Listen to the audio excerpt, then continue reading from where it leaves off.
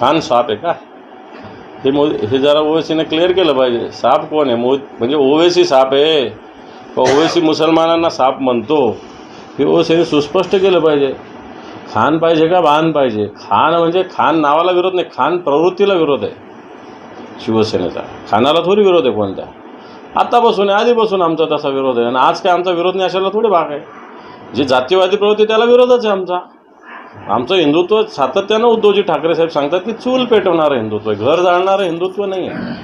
मोदीसारखं मत कटाऊ, ओट कटाऊ राजकारण आम्ही करत नाही. ओट कटाऊ आणि भारतीय जनता पार्टीला मदत करायची हे सगळीकडे ओवेसींचं तेच आहे.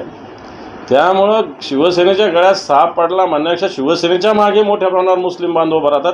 त्याचं पोटसूळ ओवेसींना उठलेलं आहे असं माझं मत आहे. उद्धव ठाकरेंनी 3 तलाक सीएला साथ दिली आहे. आज बडे सेक्युलर होऊन ते दाखवत आहेत म्हणे, हिंदू मुस्लिम सिख ईसाईची गोष्टी करतात, अशी देखील टीका त्यांनी शिवसेना ठाकरेंवरती केली. काय म्हणे? 3 तलाक सीएला त्यांनी साथ दिलेली आहे. मग चांगलं केलं वाईट केलं? आणि आज सेक्युलरचं 3 तलाक चुकीचं आहे सांगा ना ओवेसीने. मुस्लिम महिलावर जो अन्याय अत्याचार होतो त्याच्यावर 3 तलाक कायदा हा प्रभावी ठरतोय. हा चुकीचा आहे सांगा. शिवसेनेने जे चांगलं आहे त्याला सपोर्ट केलेला आहे. मग भारतीय जनता पार्टीने का निर्णय घेतलेला असा सांगा. 3 तलाकच्या मुस्लिम भगिनींच्या किती केसेस आहे मला माहिती आहे. मुंबईमध्ये किती केसेस आहे, संभाजीनगरात किती केसेस आहे, किती मुस्लिम भगिनी आमच्या कार्यालयात पण येत असतात. फरक पडलेला आहे त्याच्यामुळे मुस्लिम भगिनीच्यावर अन्याय जो होतोय त्याच्यावर निश्चित फरक पडलेला आहे. मग 3 तलाकला विरोध आहे का सांगावं यांनी. मग मुस्लिम भगिनी बघतील त्यांची सोय बरोबर.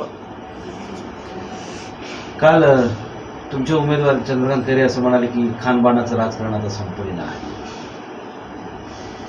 संपलं ना. कोण नाही म्हणते, कबूल करतो आम्ही की आता मुस्लिम समाज मोठ्या प्रमाणात शिवसेनेसोबत आलेला आहे. आम्ही सांगितलं खान प्रवृत्तीला आमचा विरोध आहे, खानाला नाही. कारण खानाच्या नावावर काही लोक देशविघातक राष्ट्रविरोधी कृत्य करतात. त्या प्रवृत्तीला आज पण विरोध आहे ना आमचा. त्या प्रवृत्तीला विरोध नाही अशातला कोण सांगितलेलं? ती जी प्रवृत्ती त्याला विरोधच आहे. पण मुस्लिम आणि हिंदू जर गळ्यात गळा घालून जर काम करत असतील, या देशाची लोकशाही मजबूत करत असतील आणि उद्धवजीच्या नेतृत्वाखाली हे होत असेल तर याचा आम्हाला सार्थ अभिमान आहे.